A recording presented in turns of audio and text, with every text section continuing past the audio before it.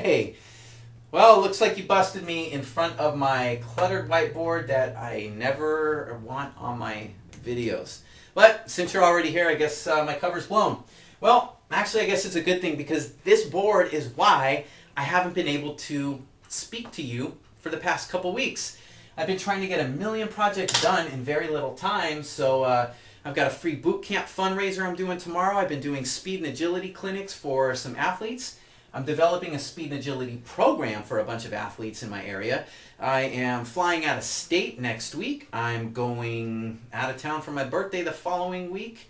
And I am flying out of town, or out of country, to Istanbul, Turkey to do a weekend seminar for a bunch of fitness professionals and athletic coaches out there for my Halloween weekend. So, crazy, busy, hectic, but very good nonetheless. So really, what got me thinking about this video that I'm going to share with you today is one of the biggest core training mistakes that I see being made all of the time. And I got to thinking about it when I'm putting together the athletic development program.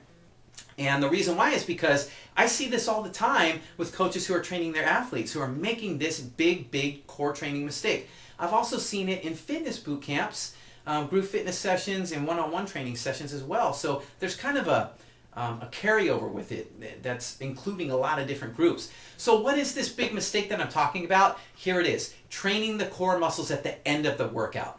Why is that a big mistake? Well, I'll tell you. If you've been doing that, so you take your clients through the warm-up, then they go through their workout, then at the end you do a bunch of the abdominal training, you do your core movements and things like that at the end because you don't want to overly fatigue the core muscles going into the workout. Why? Because the core muscles are stabilizers of your body and you don't want to make your clients or yourself more susceptible to an injury. It makes sense. But here's the reason why it's a big mistake. I'm going to challenge you just for a second, just to entertain me, and take it and flip it upside down, this training model. So instead of training the core muscles at the end, we're going to train them at the beginning. All right? So why do we want to train them at the beginning? Because there's 3 very important functions that your core muscles are designed to do. I call them the 3 S's. Core muscles are meant to provide stability, strength, and stamina for your body. So the only way, though, that we're going to get that to happen is if we turn on those muscles.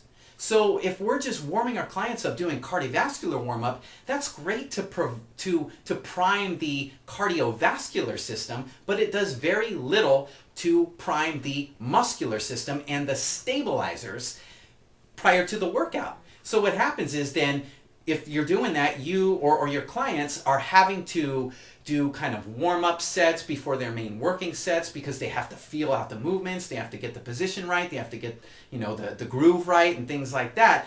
And really, they have to do that because those muscles aren't turned on prior to going into the workout. So what happens is, even if they do the warm-up sets, most of the time, they're not fully activating those core muscles within those main exercises. And if they end up getting it, they're not going to get it until probably close to the tail end of the workout.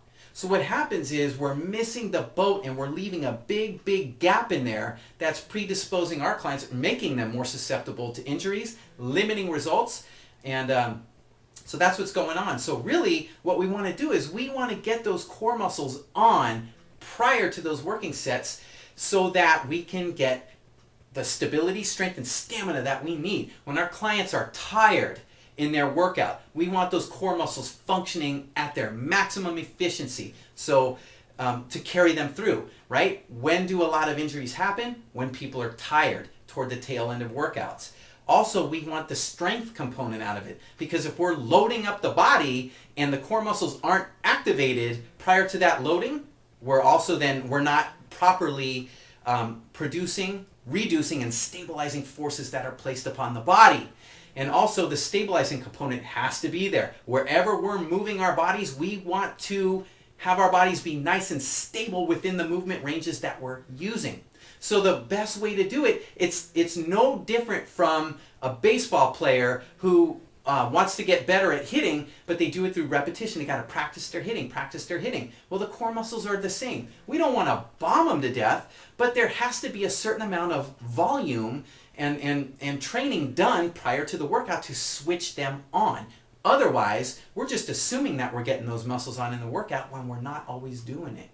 All right, so what I challenge is for you to forego that cardio warm-up and instead get those core muscles on. Try doing, pick out maybe 3 to 5 exercises and do some circuits of it, just 3 sets of each, and do them in a circuit fashion prior to the workout. What you'll find is that you won't, if they're done right, you won't overly fatigue your clients and wear them out. What you'll do is you'll get your clients in a position where they're more resistant to injury and they're fired up, their bodies are ready for the workout, and you'll get a lot better results in the process. So I invite you to try it. Try it on yourself, try it on your clients. Let me know how it goes by leaving me a comment below.